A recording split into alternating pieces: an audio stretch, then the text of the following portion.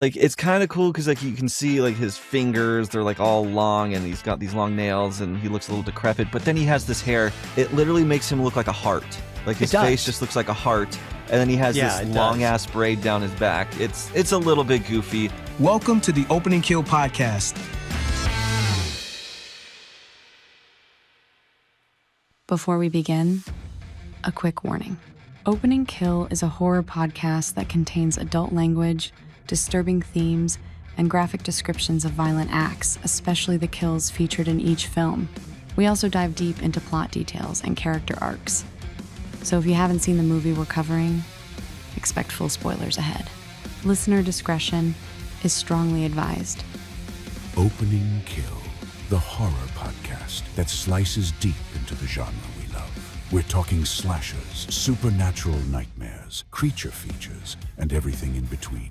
Every episode, we break down a different horror film. From its killer cold open to its blood-soaked finale, we track the body count, analyze the scares, and give credit where it's gruesomely due. From iconic franchises to hidden gems, you'll find them all here. Hosted by filmmaker and horror scholar Brian O'Connor and Michael Duran, lifelong genre fan and scream scene specialist. So sharpen your knives, turn off the lights, and let's get into it. This is Opening Kill.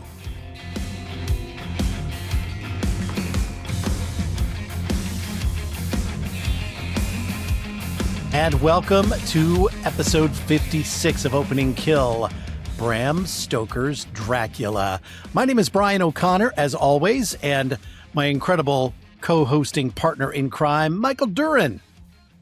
That is me. I am here as well. I'm excited to talk about this one. You've seen anything good in the meantime? Well, I saw something. Okay. I will say that. It's a movie Maybe not called, good. it was meh. I mean, it was kind of disappointing. I was hoping that it would be better. It was a movie called Snow Falls. Came out in 2023. And basically after a winter storm strands 5 friends in a remote cabin with no power and little food, disorientation slowly claims their sanity as each of them succumbs to a fear that the snow itself may be contaminated or somehow evil. Victoria Morales, Anna Grace Barlow, John Birchtold, James Gaisford, and Colton Tran are in this. And it was good. It took a while to really get going, but then once it did get going, they were obviously under the influence of something here, of some evil force, and it was making them do things that maybe they wouldn't normally do. And it got old after a while because they were just doing some really stupid things to themselves, and pretty much everybody dies in the end except for one girl. And yeah, it was interesting. I didn't dislike it, but it also wasn't quite what I was hoping for. So yeah. So the snow was evil? The snow was evil. Yeah, that's what it was. Okay. And I could get down if it was an evil snowman. I can't get down with just the weather itself being evil. right. I think that would be hard for me to buy in. I think it has to be a specific thing that's causing an entity or so that's causing this stuff. Otherwise, I'm like, it's the snow. The snow is evil. Okay, that's weak for me. But otherwise, I mean, it kind of sounds interesting. It was an interesting, what I thought interesting idea. I was just hoping for a little bit more, but it got a little bit silly in places. I mean, there were some cool kills, but it was still kind of got off the rails a little bit for me. That's fair. I saw a couple things. I saw the Bone Temple 28 years later. I really, really liked this one. Okay. I like it much more than it. Actually, I think it is my favorite 28 days, weeks, years, like, of that franchise. The Bone Temple is my favorite one. I think the characters are just like so engaging, especially the villain, Jimmy. He's just insane and played so well. Like the Jack O'Connell O'Connor. He's the guy from Sinners who plays the lead vampire in that. Okay. He is fantastic in this. Just all the performances. Oh my God. Like I haven't stopped thinking about it since I saw it in theaters, and yeah, I recommend watching all of them just to get to this one because it's that good. I think it's definitely one of my favorites of the year. It's going to be tough to beat. So definitely enjoyed it. Check that one out. And then one that was just like, it was fine was Dangerous Animals. It was that shark attack serial killer movie. Right. Yeah. Like it's definitely fun. Especially Jai Courtney. He's great as the killer. He's just like he eats up every single scene that he's in. The rest, like there is a surprising like there's barely any sharks in this. And they kind of sold it as they were kind of like the star of the show. They are definitely not the star of the show. So if you kind of have that expectation weathered a little bit, I think you'll like it a lot more than I did. Okay. It's still worth checking out, just for the performances and how zany Jai Courtney is as the killer, but surprised by the lack of sharks, that's for sure. Interesting. I think, Yeah. was that one of my scare previews from last year maybe or something? It sounds It familiar. was one of ours. I know it Okay. was a scare preview at some point. I don't remember Okay. whose, but yeah. Uh, I mean, it's still worth checking out, but sure. just realize going in, sharks not going to play as much of a part as they probably should. When that's supposed to be like the main premise of it. Yeah. Right. Yeah. Oh man, that's unfortunate, but it happens. It does, yeah. Marketing, that's why it's so important. Well, I would say that the movie we're about to tell you about is probably, I don't know, would you say better or worse than the non-shark movie, Michael? I mean, that's definitely better. Dracula, this one is just so unique and cool in so many different ways. Like Right. it's tough to be as far as being better than Dracula, but Right. so yeah, Dangerous Animals failed that test, unfortunately. Dangerous Animals failed the Michael Duran test. Of coolness compared to Dracula. Well, it is Bram Stoker's Dracula from 1992, directed by Francis Ford Coppola, written by James V. Hart, who also wrote 94's Mary Shelley's Frankenstein. It's based on Dracula by Bram Stoker, obviously. In theaters November 13th, 1992, runs 128 minutes. So it's a good lengthy movie to be sure. But in my opinion, worth it. Rated R. And it was filmed entirely in Los Angeles at the studios and surrounding areas. The studio basically did not want him going overseas on location because they were a little bit concerned about budget. And so that's why they kept it in LA. This is just a stacked cast. I could go through all of it, but I'll give you the highlights. Gary Oldman, Winona Ryder, Anthony Hopkins, and I'll mention Keanu Reeves, not really an all-star in this cast out of everybody, but he was there, you know. One of the biggest stars, but is he a star in it? Yeah, You know, we could debate that. We wouldn't even have to debate Yeah. that. I think you and I agree on that. yeah. A pretty hefty budget. They made it for $40 million. Thank God I it bet. turned around $216 million and saved Francis Ford Coppola's studio, which was facing bankruptcy at the time. So this movie bailed it out. Tagline, love never dies. And this is incredible. It won over 24 awards, including Academy Awards for Best Costume Design, Best Effects, Sound Effects Editing, and Best Makeup. So, I mean, the list of awards, you can go on and on and on. It's pretty impressive what this movie did. Did it win Best Special Effects, or was that audio effects that it won? It won editing. So Okay. best Okay. costume design, best effects, and then the subcategory sound effects editing. So that's what it was. Sound Okay. effects editing. Okay. Because I think it deserves an effects. It's just an interesting case because they didn't use a computer. So it's like Right. the effects in it are stellar. Oh like my gosh. crazy, like old school, like stage effects that Yeah. still managed to work. So Mhm. that makes sense though, because that would have been an interesting win if they kind of went that way with this specific movie. Even though I think Absolutely. you could make the argument that it deserves it. Yep. I agree with you 100% there. So in a nutshell, centuries-old vampire Count Dracula comes to England to seduce his barrister Jonathan Harker's fiancée, Mina Murray, and then just wreak havoc in the foreign land. So, yeah, I remember seeing this. I don't remember seeing it in theaters, but I do remember watching it on VHS when it came out in the early 90s and just being like, wow, this movie is something else. Yeah, I watched it for the first time a couple years ago. I just finished reading the book, and then I was like, well, now I have to check this movie out. I mean, I had seen things from it, like just the look of Dracula had been parodied, I think in like The Simpsons or something, because it's a Right. very unique look. So like I had known of the movie, but when Mhm. I actually sat down and watched it, I was like, damn, this thing is cool as hell. I don't know why I'd never like seen it up to this point. It's such a must see if you love just like if you love theater. I think it has so many cool theater effects that if you're a fan of like stage shows, this movie uses some of those techniques so well that it makes it just so much fun to watch. Yeah, It's a beautiful movie, I think is a good word for it. absolutely. It's gorgeously shot, and most of the effects are practical. There's only one thing in here they did optics on, and we'll cover that here in a little bit. It starts in 1462.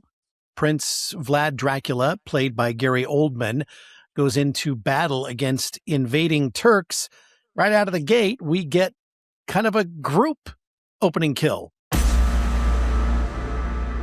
The opening kill. Yeah. A Now, whole entire army. I counted 5 that we actually saw actually being killed on screen. And then Right. at the very end of the scene, you see, I don't know how many are like, they're all like been impaled and are on these giant pikes. I mean, Right. bodies and bodies and bodies.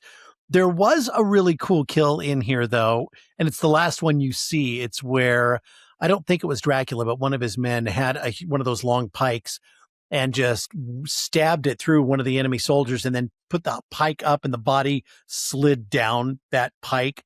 I thought that was pretty cool, but the whole scene is set against this red sunset backdrop.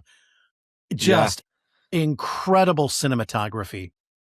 And it's kind of all like shadow work almost, where it's like a shadow puppet play, kind of, where you just see this Yeah. stuff and you see like Vlad's armor in this opening scene is so cool. It's like, it looks like he's been skinned, and so like all his muscles are exposed. That's Mhm. kind of what the armor looks like, and it has this awesome like wolf-esque mask to it. So that silhouette of that armor and him just laying waste to these armies is just so cool to see. It really So is. for that alone, even though these are not graphic deaths, these are very much kind of shadows of very graphic deaths. Mhm. I'm still gonna give them butcher knives because the scene itself is just so damn cool. Butcher knife for me too. Absolutely. So Dracula returns home and to discover that his beloved wife, Elizabeta, played by Winona Ryder, has taken her own life. Turks had shot an arrow into his castle with a note attached, falsely telling her that he had been killed in battle. And so Yep. she jumps from the tower of the castle into the river below. And I don't know how high up the tower was, but damn, it was quite the fall. Yeah, I mean, yeah, I don't think you can survive that fall. Again, like just this, how they filmed this Mhm. scene is insane. Like for a suicide, it is gorgeous. Uh, But it is. I mean, yeah, I like, know what you mean. you'll, Yeah. you won't see a better looking suicide than this movie. God. But yeah, what dastardly little tactics the Turks had to go to defeat Yeah. this army. They're like, well, Vlad's too tough, so let's just fake his death to his wife and Ugh, have her grief take him down. Like, right. what cowards. Now, I Underhanded noticed, tactics for sure. oh, yeah. I mean, who does that, right? But I did notice something that I have never noticed before. So the camera is shooting across because his people have recovered her body and brought it back up to, this room in the castle. And the camera is behind her. You can see her laying there, and he comes through the door, a wreck. If you watch, you can see Winona Ryder's eye twitching. No one else caught it, but it's prominent, and I can't believe I didn't see it before.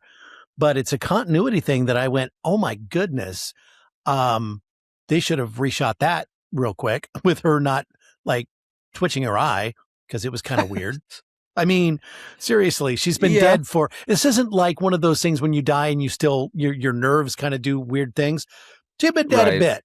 There is no reason at all that any part of her should be moving. So I did catch that this time, and it was like, oh, whoa. Okay. I'm going to have to watch out for that. I did not see the twitching of the eyes. So I've never I'm seen gonna have it to before. pay attention to that now. Right? Okay. Yeah. Right on. Yeah, that's definitely a mistake. A priest who's there informs Vlad that because she committed suicide, her soul is damned. He gets a little pissed. This is a cool scene not here. what you say to someone. The priests are fucking assholes in this. Like, yeah, God real hates suicide, so she's just gonna burn in hell. Sorry about that, pal. Like, you okay with that? Especially when this guy and this is something that's really cool about this movie.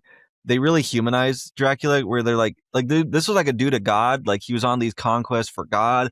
And then he gets home and he's being told, well, your wife is now going to burn in hell forever. This person you love more than anyone else. And that makes him just snap. And he denounces God right then and there. He basically sells his soul to Satan, stabs the cross, kills the priests, and the cross then starts to bleed. And that's when he kind of takes this oath of darkness and he drinks that blood pouring from the cross. And that's what kind of turns him into Dracula. But I think it's just such a cool scene because you see this man just break in real time. And everything he's ever loved just gone. And even though he turns into truly an evil person who's not really redeemable, you see what originally caused it was not evil, was not wanting to conquer things, was just a man in that moment broken. Yes. Yeah, absolutely. So we jump a little bit here, like centuries. And now we're in the year 1897. We meet Renfield, who is played by Tom Waits, who is just fucking fantastic in this role. And he's now in an insane asylum. He's talking to himself and, eating flies, by the way, too. Right. So, I mean, he thinks he can suck up their life force if he eats them. So he's all about that bug life now. Yes. And then we cut and we meet young solicitor Jonathan Harker, Keanu Reeves' character. And we find out that he has now been assigned to go to Transylvania to assist Count Dracula with purchasing property in London, which is what Renfield had been assigned to do before, but he returned to London all crazy-like and was committed to this insane asylum. Right. So that's always a good feeling. You're like, hey, when this job that drove this dude insane, can you just go ahead and do that? Like, that's not an issue, right? No, you'll be fine with that. You can do that. Yeah. And he's like, sure, I guess. So there's some beautiful cinematography all throughout this film. This is one of my favorites right here, sections where I just thought they outdid themselves. So Jonathan Harker's train ride to Transylvania is just brilliantly shot. And a lot of this section of the movie represents, I think, the novel pretty well, with the diary entries being read aloud and everything. But just the way the effects that they did, and these are in-camera effects. These were not optical effects. And so they were able to make this look so good, not relying on, CGI or anything like that. Again, early 90s, they were doing most of their stuff here. They were just doing practicals, and it just looked so good. Yeah, because you see Dracula's eyes in the shot, even though he's not there, and it's just so cool looking. I think this is one of the coolest little like setup sections where he's on his way there, reading the diary entries, reading the letters from the Count Dracula, and just all of it overlaying perfectly. Yeah, definitely really cool. He boards a carriage to take him the rest of the way to Transylvania, and then he's dropped off in the middle of nowhere. And he's been riding with these gypsies, and one of them gives him a crucifix on his way out of the carriage. And then another one of them slams the carriage door and just leaves him there as wolves start to surround the area, and they're singing their song. Yep. I think they set up how uneasy the rest of like the towns and things around Transylvania are. Like everyone's clearly spooked, and Jonathan, he feels it as well. As soon as he gets there, they're like, there's something here that is just makes you feel like down and icky and scared. And so, yeah, when she hands him that cross, is like, this, good luck, pal. Like, this is the only thing that can maybe help you. And then, yeah, the other person just slamming the door. That you're like, yeah, not a position I would want to be in if I was old Jonathan Harker. And the novel, especially when the new carriage arrives to pick him up, you're like, oh, fuck this. I know. I think the novel, it definitely goes into more, it goes more in depth with the whole train ride and the carriage ride. And you get even more details. I think the movie does just fine. You can't pack this entire novel into the movie. So, you have to cut something.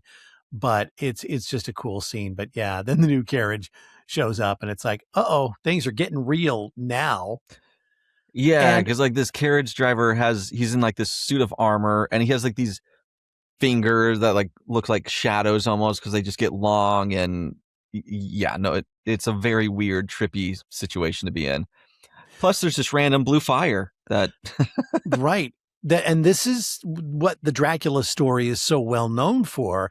And this is the only optical effect in the whole movie, this blue fire effect they did do with computers, but everything else is done in camera. So, but yeah, so the story is that these people who are riding along at night, if they see the blue fire, it must mean that there's treasure buried. So they go out and they mark that area at night, and then where they see the blue flame, and then they come back during the day to try and dig up the treasure. And that's kind of what the blue flame is supposed to represent. Yeah, it's an interesting effect. I kind of like the effect because even though it is done digitally, it looks like it's not, like they kind of made it look a little not bad, but not like clean like a digital effect would. So so they kind of still give you that feel to the digital effect that is used. So very weird, this blue flame stuff. And Jonathan's just kind of trying to go along with the flow. He's definitely weirded out, but he's kind of just, well, maybe because I've never left London before. Like he's just trying to rationalize it in any way he can. And it definitely goes more into it with the book, but I think the movie does enough to kind of let you know how these people are feeling, even though we don't go super into depth of why and all that kind of stuff. So Dracula welcomes him to the castle, and he insists eventually that Jonathan stays with him for a full month, which that was never the deal. That was not supposed to happen. Right. And things all switch up when Dracula sees a picture of Jonathan's wife, Mina, played by Winona Ryder, and she looks exactly like Dracula's older wife. And so that kind of gets Dracula like, okay, I might need to use this fella to go steal his girl. And so, yeah, he extends his stay so he's able to then fully drive Jonathan mad. That's kind of like the plan. So then get him out of the way so we can go and live a happy life with Jonathan's wife, Mina. His fiance. But yeah, his fiance. Yet. That's right. Yeah. My question for you here is, what do you think of Count Dracula's look here? Okay. This kind of sucks. I'm not going to lie. It's a little goofy. It's a little bit goofy to me, the way the hair is done in like these giant buns on either side. And it does look a little odd to me. Yeah. I didn't care for the look so much. Like, it's kind of cool because, like, you can see, like, his fingers, they're, like, all long, and he's got these long nails, and he looks a little decrepit, but then he has this hair. It literally makes him look like a heart. Like, It his face does. just looks like a heart, and then he has Yeah, this it does. long-ass braid down his back. It's a little bit goofy. Yep. Luckily, we've got an incredible actor here to somehow not really make it that goofy, even though he looks goofy. It's played Right. so damn well that you don't really mind, but you do see Dracula get really offended at Jonathan when he's discussing his lineage, because Jonathan sees a picture and it looks awfully like, Dracula. So he's like, oh, that's like you're an ancestor. So he gives him like the rundown of the history, and Jonathan kind of just like at the end of it kind of laughs a little bit because he's very awkward, and Drac doesn't really care for that. So you see this moment of Dracula kind of having an outburst, and Yeah. I Yeah. think that's It's like kind the of movie's way of showing how in the book you get this sense of just how powerful Dracula is and how totally Mhm. fucked Jonathan is. And I think this is just a way of showing that, as opposed to in the book, you're able to just read it and know. It's a lot harder to kind of convey that visually. So that's kind of Right. what I was thinking they're doing here. And it works out. I think it's a great little scene. Yeah. So we kind of jump around between London and the castle. So back in Mm-hmm. London, we meet Lucy, who is played by Sadie Frost. This is Mina's best friend, and she's a total flirt. Definitely knows how to work the gentleman and push their buttons, and she has 3 different suitors that are after her hand in marriage, and we'll talk about them. But one of them is Dr. Jack Seward, and he is played by Richard E. Grant. Again, we've talked about him. He was in Death of a Unicorn. He's been in so many things. Just one of my favorite actors, and he's great in this. And he works at the insane asylum where Renfield is, and so he walks in and he's interviewing him. And I have to say, this is not a place that um, I would want to spend any time as a patient or anything else. Oh God, no. It's just bad conditions. So that's kind of where we are now set. And he's interviewing him, and Renfield is eating flies, of Of course, course. right? Yep. Gotta Naturally. love that.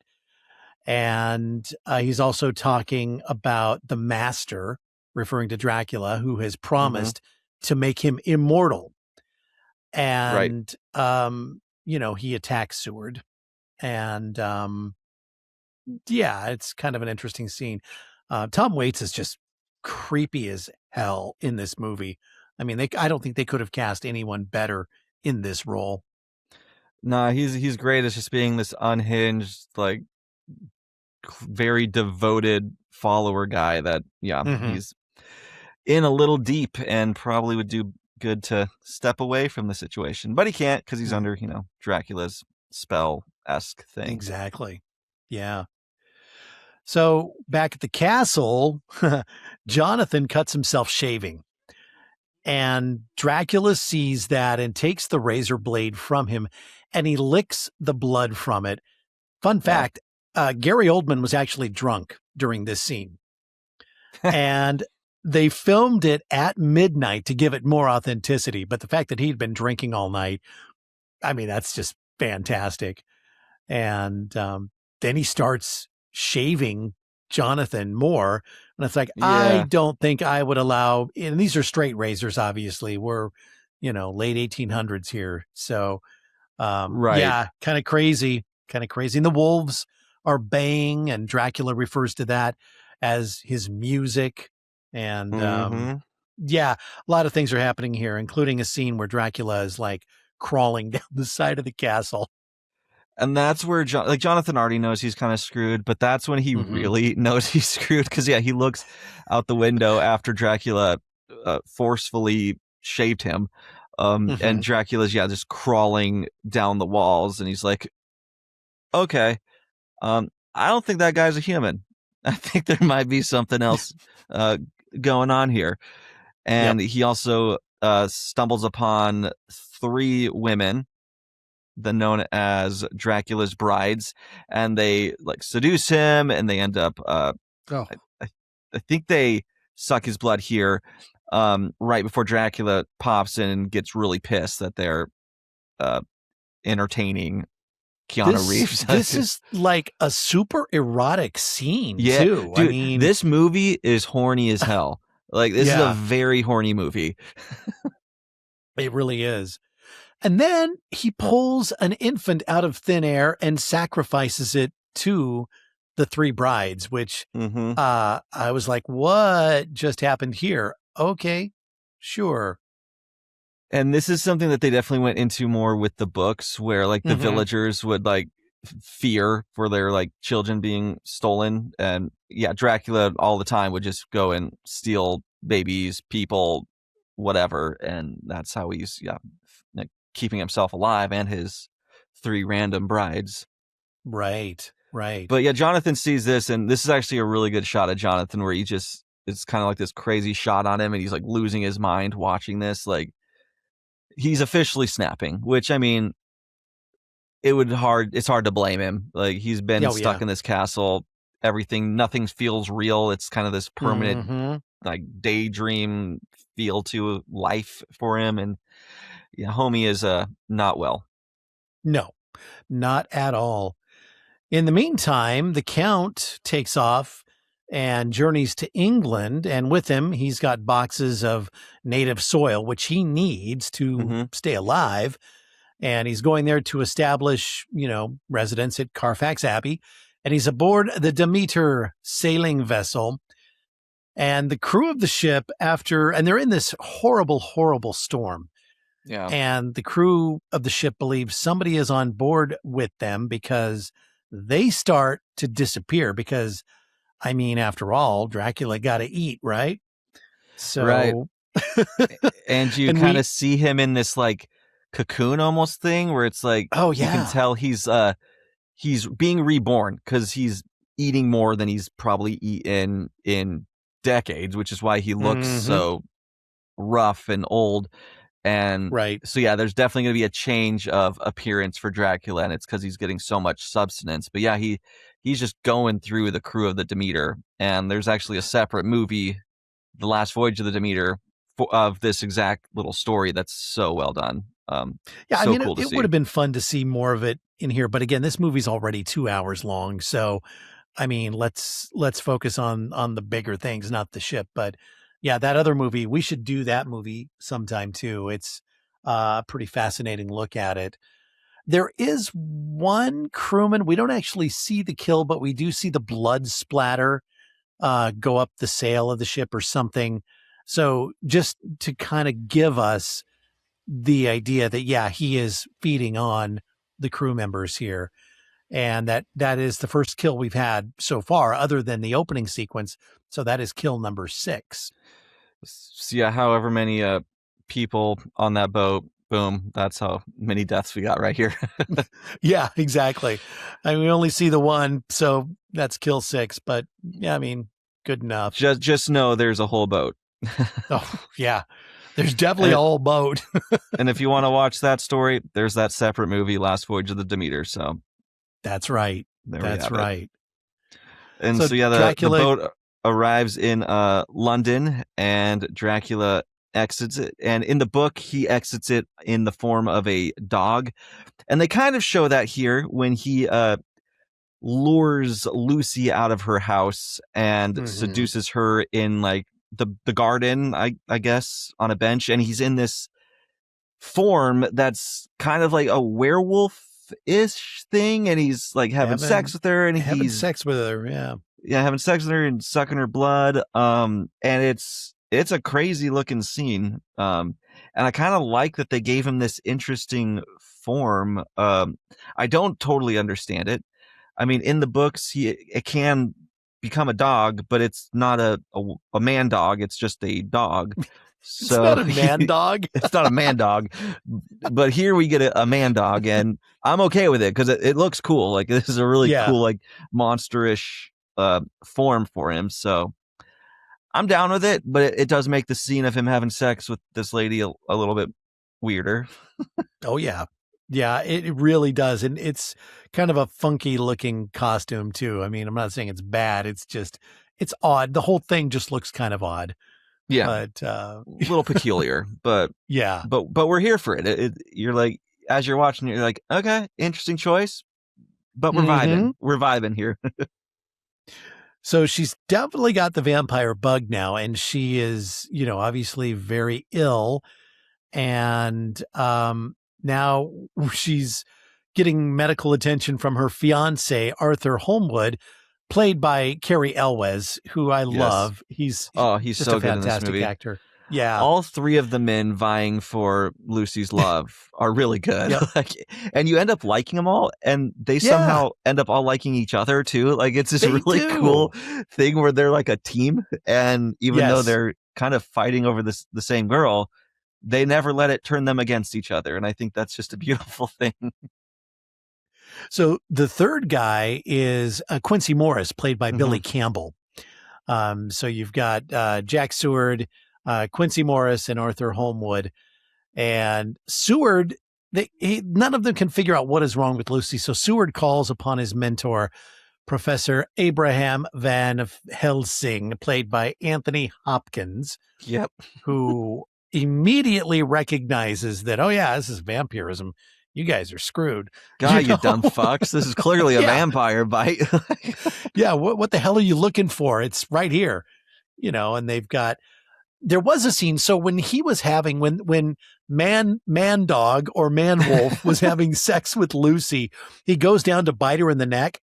And if you look very closely, if you pause it right before he gets to her neck, those puncture wounds are already there. Little continuity problem, but that's okay. But that's okay. We'll look past it. But you do see this other scene. Actually, I think Dracula actually meets Mina before this, where he revisits her again. He kind of stalks her in the streets of London a little bit. Yeah. Yeah. So he meets Mina, and he's looking young and fresh, got a nice little top hat, clean face, little nice goatee-ish thing going on now. And he's kind of talking to her, and he's asking like, oh, why don't you have like a man escorting you like around? Because, those were the times you need a man to walk around town. And initially, like, she thinks like, kind of like, fuck you, dude. And then she's, nah, I feel bad. Lets him walk her home. And then they go to this, what is it, like a circus play thing? Yeah, it's kind of a circus, live theater like type show type thing on the street. Yeah, it's in a tent, and they're kind of talking, and he's using his mind powers to kind of get her loosened up to bite. And he's like showing her like the imagery on the walls. He's making it so that she sees it as like pornography.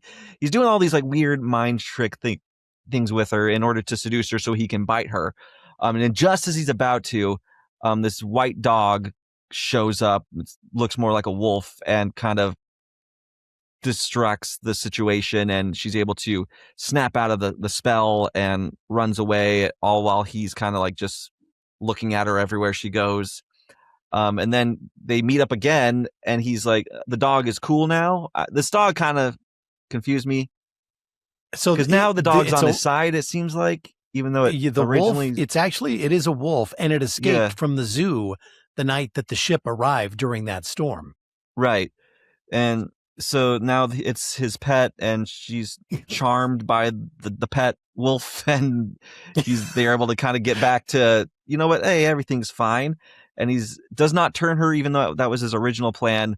But he does leave the evening after dropping her off, excited with the progress that he's made. So even though he didn't turn her, he's still like, things are okay. We can slow things down.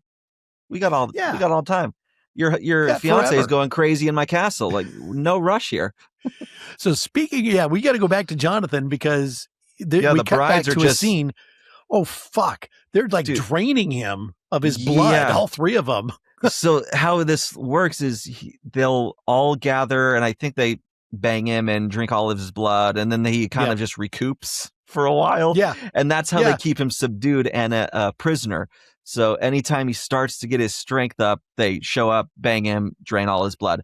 But Jonathan knows this. He's recognized the pattern, and he's now has this idea. He's like, okay, I'm going to get my strength back and then jump into the river from my window, and that's my one hope of escape. We'll see if it kills me, but it's all I got. So that's his that's his big brave plan.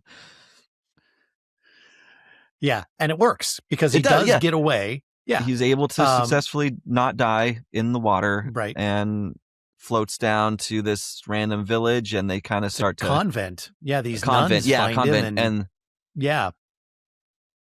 and nurse him back to health. So that's where he's at the moment.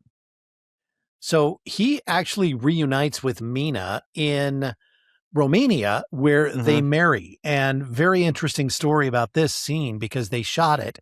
They shot the entire ceremony at a Greek Orthodox church in Los Angeles with a real Romanian Orthodox priest. And Francis Ford Coppola realized that it was possible they had actually really been married, not in a legal sense, but in the eyes of God. And Reeves has stated that he often gets texts from Winona Ryder saying, quote, "Hello, husband." And they're both totally fine with it. So, I mean, technically, anytime you're in a wedding scene, like, it is the ceremony. So I guess you could totally, and it was a real priest, a real Romanian priest. So right on. That's surprise, cool. Kids. Yeah. We're married. Yeah. Yep. Well, Lucy ends up succumbing to her injuries, but we're going to call that kill 7, but she does come back as a vampire. And it's long, and it's a long, this isn't a quick turn. Like, this is months of suffering, and all her loved ones just trying to figure out what's going on. And Dracula visits her multiple times, and continues to like feast on her, and it just amplifies how quick it's going. But I like how slow and like damaging this turn is, and you can see just how it affects everyone in her life. Like, it's not pretty. It sucks, and you feel bad for everybody involved. You do. In London, Jonathan is in a carriage, and he sees Dracula for the first time, but now it's the young version he's seeing that everybody else has been seeing. And he's like, wait my a God, second, he's hot now. What the hell? Yeah. He doesn't have the stupid hair anymore. So Van Helsing and Lucy's suitors confront and destroy Lucy's undead form. This is so cool. She vomits blood all over Van Helsing. Arthur drives a stake through her heart, and then her head is chopped off. And for kill 8. And then Dracula wakes up in his dirt in a complete twisted rage. Right. This scene is so cool. Like, Lucy looks so badass as like a vampire. She's in all white with this giant Victorian like collar, pale face, like red lips. Like, she looks so cool. And when they catch her, she's coming like back to her grave carrying a baby like, that she's gonna like feast on. Like, it's kind of crazy. But no, this whole scene is so rad, and I hate to use the word beautiful, especially with the subject matter, but it's kind of beautiful. Yeah, it totally is. Yeah. So Jonathan now joins Van Helsing and the others in hunting Dracula. They destroy his boxes of Transylvanian soil, which weakens him, and Dracula retaliates by killing Renfield. So I love how that was like 9. Retaliation. They're like, yeah, okay. I know. Oh no, our best friend Renfield is now dead.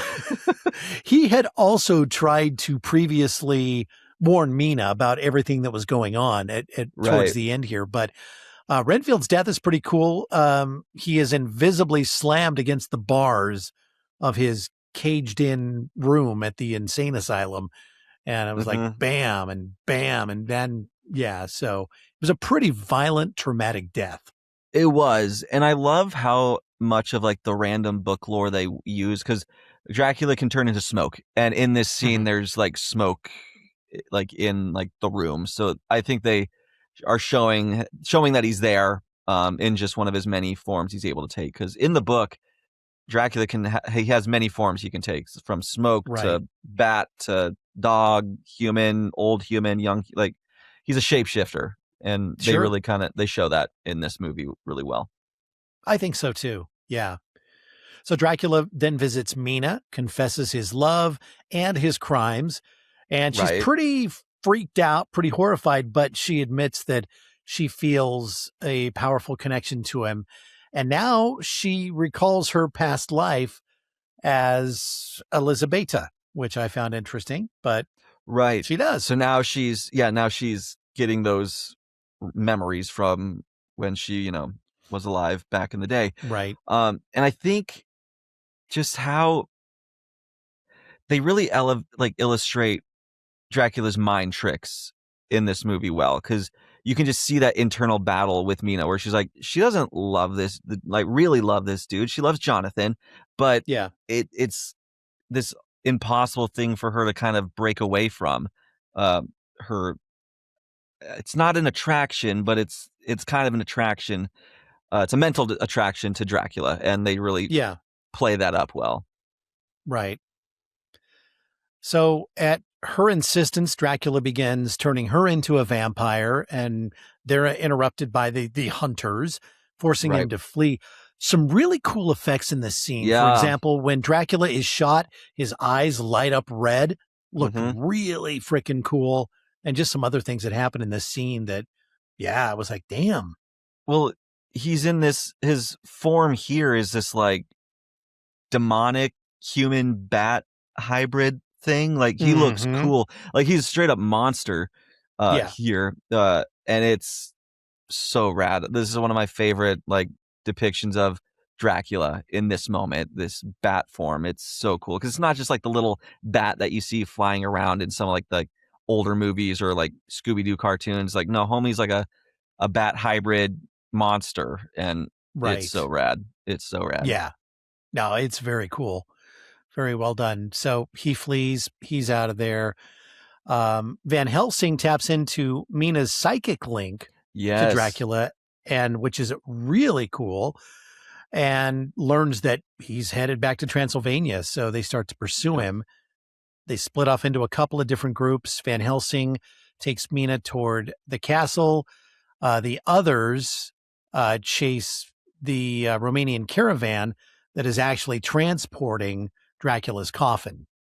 Right. And again, it's like this team of people, they started off as a love rectangle with Lucy, and now they're just this vampire hunting crew along with Van Yeah. Helsing. It's so Oh my dope. God.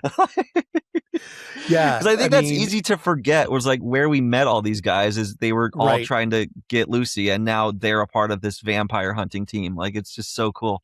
And yeah, so they're Yes. split up and they're tapping into this cool mental connection now that Mina has with Dracula.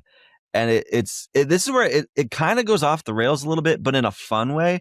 Like it doesn't go off completely because there's this mental connection. Like it's kind of crazy, but Yeah.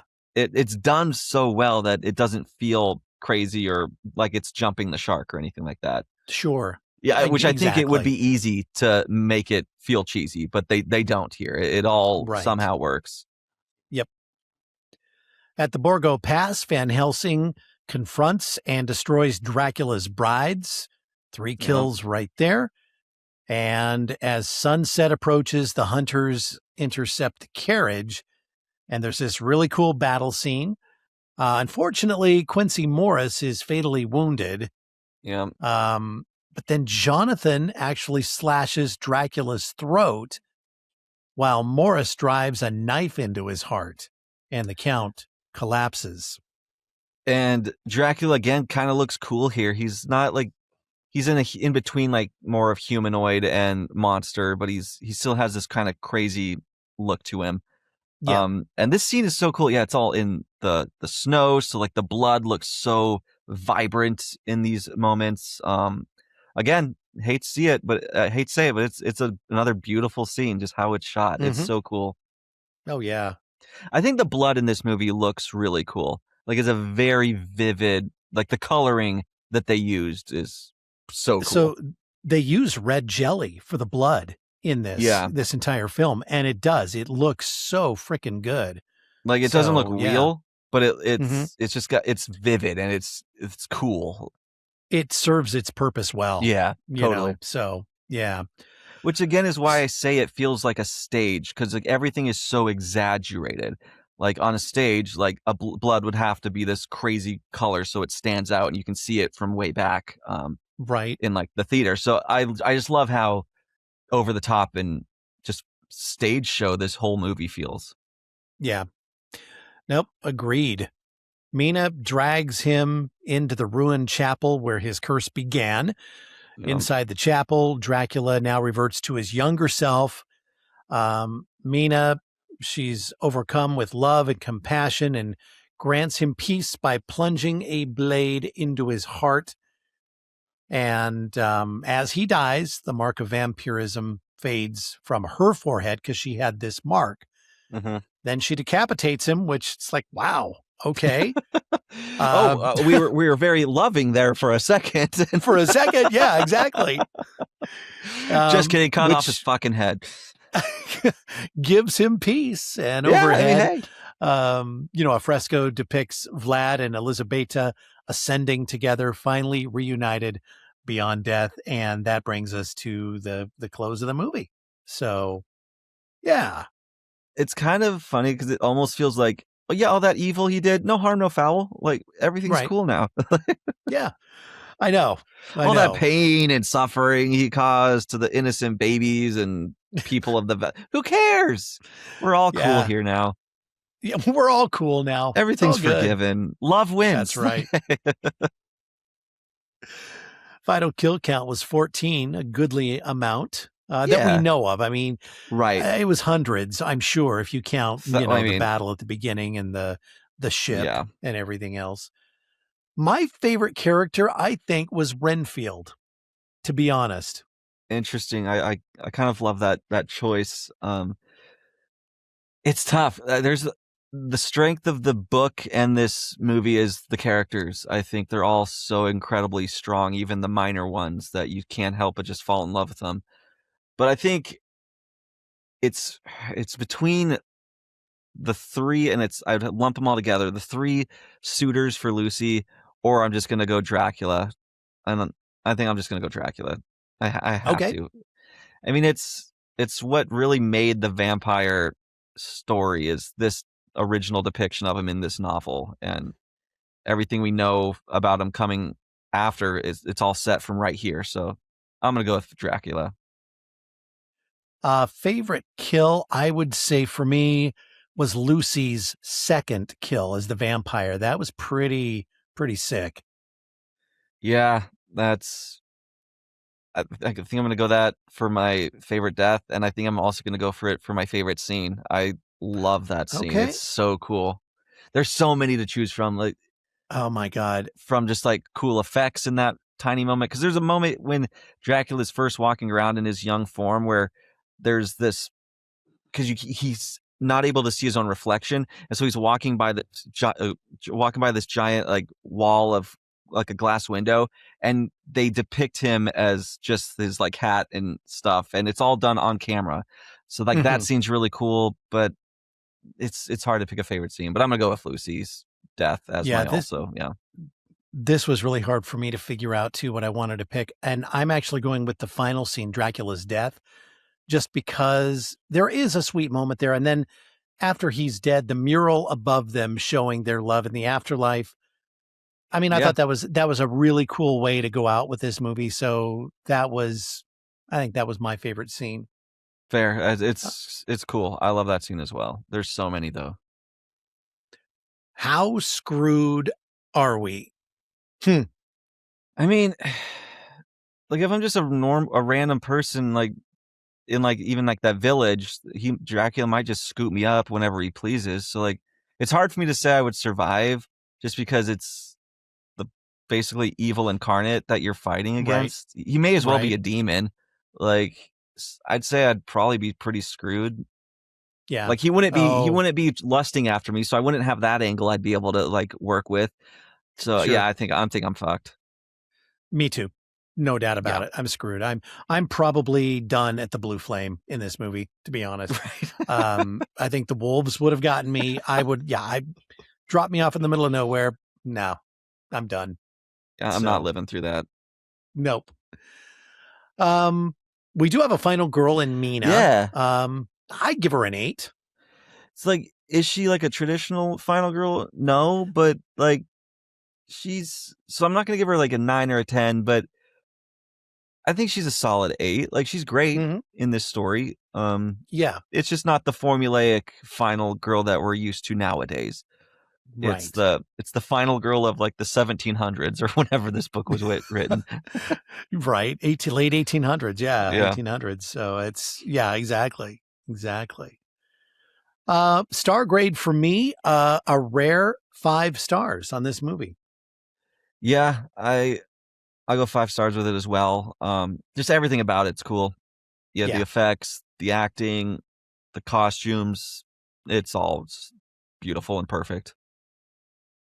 Slasher survival tip. If he owns multiple properties, travels with dirt, and never ages, that's not romance. That's a red flag. Yep. So watch yourself. I love that, especially just like the owning 10 plus properties. Hey, red flag instantly. That's not a good person. We're in the middle of a housing crisis, damn it. That's right.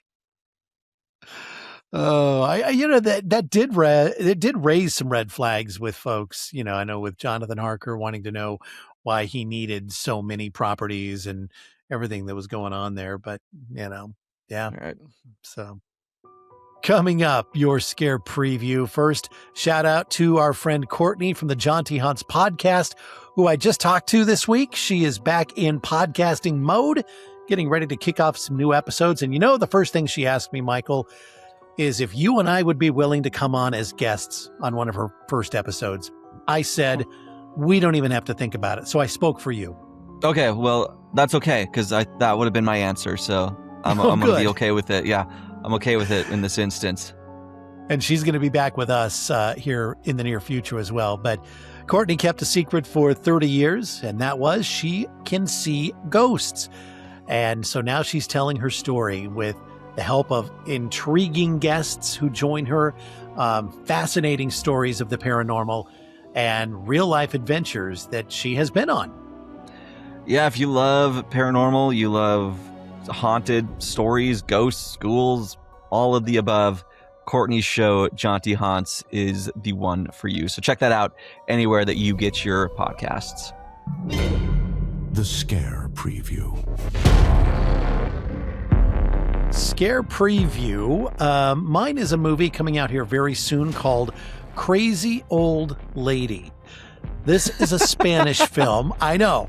It's a Spanish film directed by Martin Maragui, written by the same man, stars Carmen Mara and Daniel Hindler. It's about a man who is asked by his ex-girlfriend to care temporarily for her senile mother, Alicia, but Alicia won't let him leave, turning a simple task into a nightmare he must escape.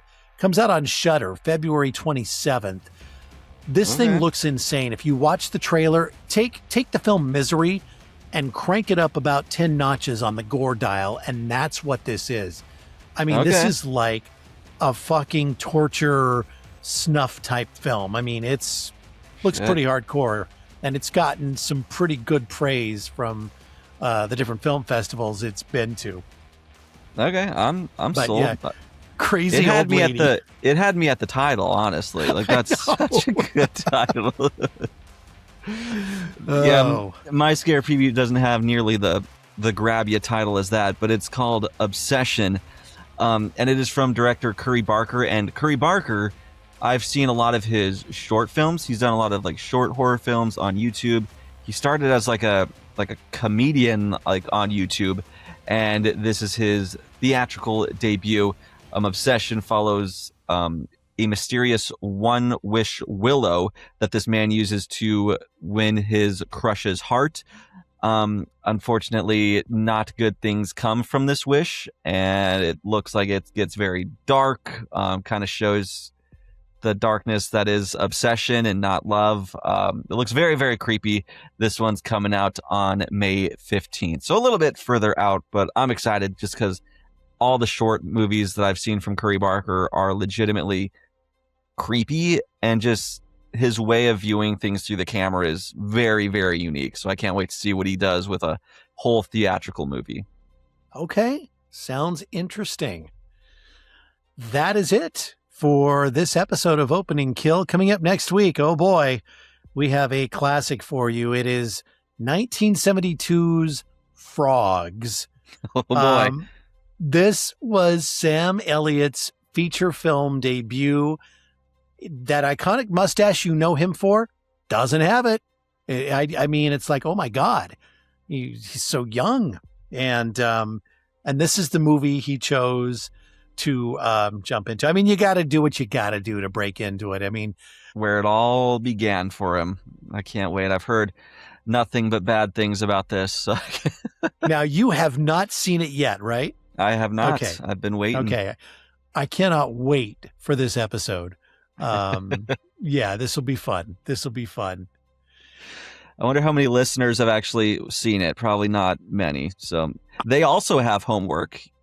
So subscribe to us on all the socials. We're on Instagram and Facebook, and hey, we're on YouTube too. That's right. You can check out the video version or just the audio version right there on YouTube if you want. So be sure to subscribe there, and also subscribe wherever you get your favorite podcasts. So Apple Podcasts, Spotify, whatever. We're all there. Subscribe. And if you want to recommend a movie or you have a comment, concern, go ahead and drop us an email at openingkillpod@gmail.com. Very cool. All right, Michael, good to see you as always. And yeah, we'll chat again in a week. Yeah, we'll get all amphibian-like with frogs. I can't wait. All right, we'll see you next week. See ya. Opening Kill is produced by Mystic Cloud Productions and hosted by Brian O'Connor and Michael Duran. New episodes drop every Thursday wherever you listen to your favorite podcasts. And don't forget, you can watch the video versions on YouTube. See you next time, if you survive the opening kill.